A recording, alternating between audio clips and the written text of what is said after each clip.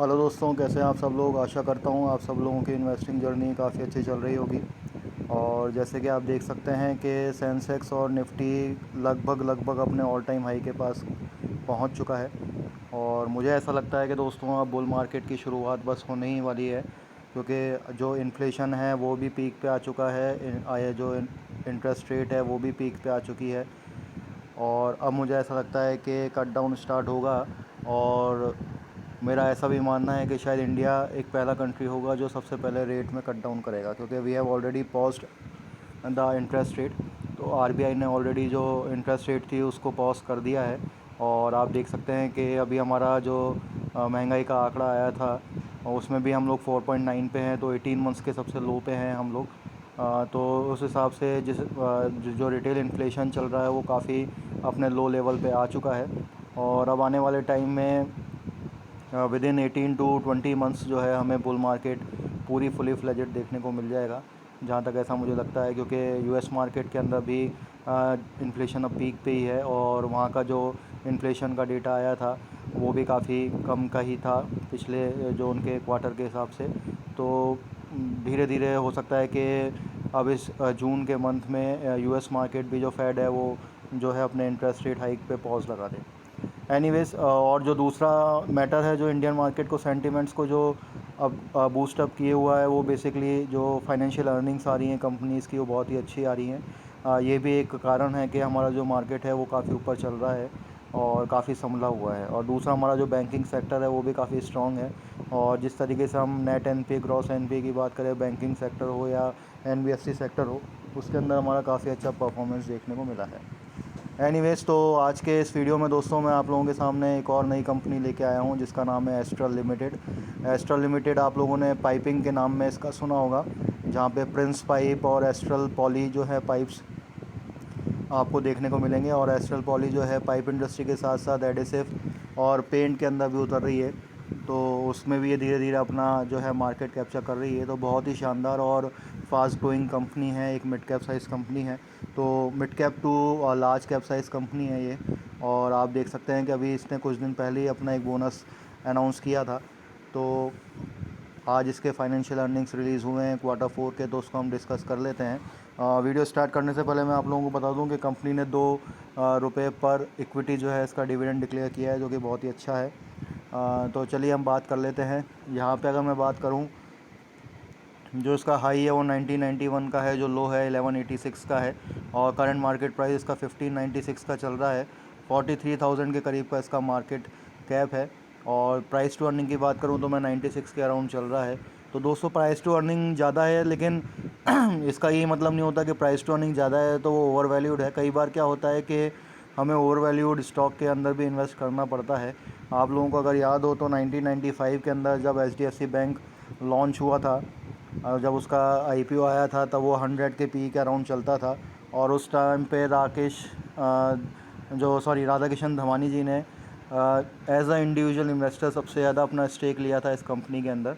और उस समय उसका पी 100 का चल रहा था। तो P is just a number.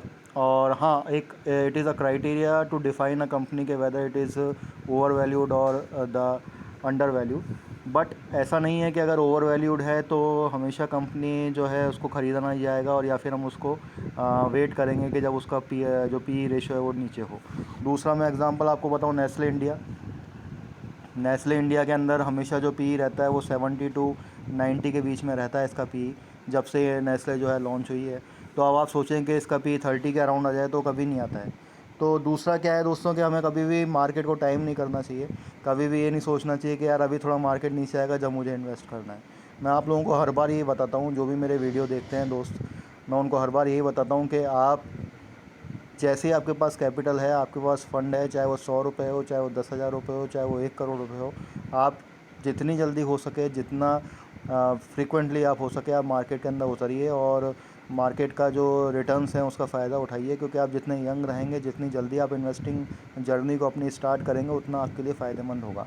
आप ये सोचेंगे कि मार्केट नीचे आ जाएगा, अभी आप देखिए कुछ दिन पहले 52,000 पे भी सेंसेक्स चल रहा था, 52,500 के आसपास भी सेंसेक्स चल रहा था। वो उसके बाद आप ये सोच रहे थे कि नहीं यार ये 50,000 पे आ जाएगा तब मैं इस पर इन्वेस्ट करूँगा, तो अब वो आया नहीं है। वो यहाँ पे आके 62 प्लस पे पहुंच चुका है सेंसेक्स। तो अब क्या होता है कि कभी भी मार्केट को टाइम नहीं करना चाहिए, आपके पास जैसे ही फंड है आप उसमें इन्वेस्ट कीजिए।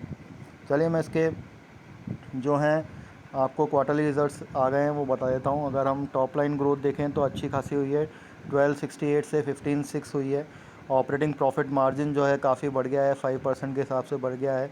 और मेरे ख्याल से अगर मैं इसको पिछले वाई ऑन वाई बेसिस से भी कंपेयर करूँ तो बहुत शानदार इसके जो है मार्जिन्स बढ़े हैं। वहीं पे अगर हम इसके नेट प्रॉफिट की बात करें तो आप नेट प्रॉफिट देखिए क्वार्टरली के अंदर 95 से 206 हो चुका है।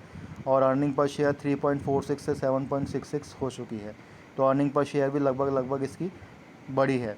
वहीं पर अगर मैं इसके प्रॉफिट एंड लॉस देखूं तो वहाँ पे आप देखिएगा कि सेल्स तो बढ़ी है, सेल्स के साथ साथ जो मार्जिन्स हैं वो अभी 16% ही है, मतलब 1% कम है।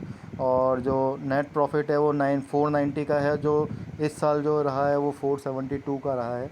और अर्निंग पर शेयर की अगर हम बात करें तो अर्निंग पर शेयर भी 18.6 से 17 1 रुपये कम रही है। लेकिन अगर हम इसकी बात करें क्वार्टरली रिज़ल्ट्स की तो क्वार्टरली रिज़ल्ट्स काफ़ी अच्छा हैं। और यही कारण है कि जो हमारी को कंपनी आज पॉजिटिव में बंद होती हुई दिखी है। अब कई बार क्या होता है कि मार्केट, वैसे भी मार्केट सुप्रीम होता है और मार्केट हमेशा क्या होता है कि क्वार्टरली रिज़ल्ट्स के ऊपर ज़्यादा अपना रिएक्शन शो करता है।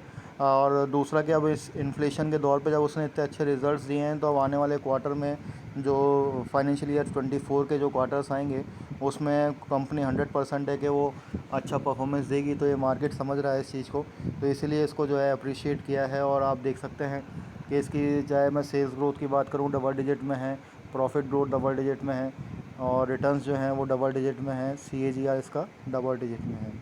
वहीं अगर हम बैलेंस शीट की बात करें तो कंपनी बिल्कुल डेट फ्री कंपनी है। आप देखिए कि इसके रिजर्व्स जो हैं वो बढ़ चुके हैं और वहीं पे जो इसकी बोरोइंग्स हैं वो कम हुई है लगातार। तो बिल्कुल एक रिड्यूस डेट फ्री कंपनी है, काफ़ी शानदार कंपनी है।